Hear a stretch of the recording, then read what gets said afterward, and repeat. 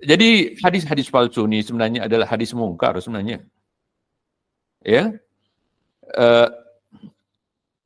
Memang saya dapati ramai asatizah kita yang ada potensi untuk berdakwah.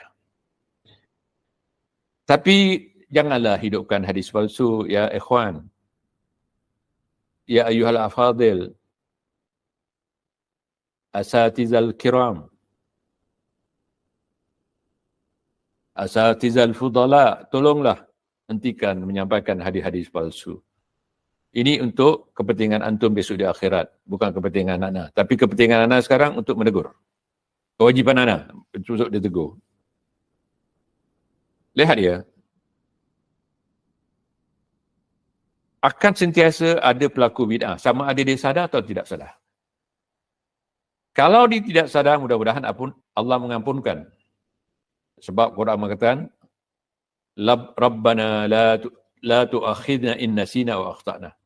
Ya Allah, ampunkanlah dosaku jika sekiranya aku lupa ataupun aku membuat kesilapan. Jadi di sini, fahamilah ya, sabda Nabi Muhammad SAW. Ma min amin illa fihi bid'ah. Tidak ada satu tahun kecuali di situ akan timbul bid'ah. Siapa tinggal yang menimbulkan bid'ah ni? Bukan orang awam. Tentulah para ustaz bid'ah. Maaf kalau saya gunakan ustaz bid'ah. Memang ada ustaz bid'ah. Ulama su' dia panggil. Ya. Wa tamutu fihi sunnah hatta tadharu bid'ah. Ya, wa tamutu sunan.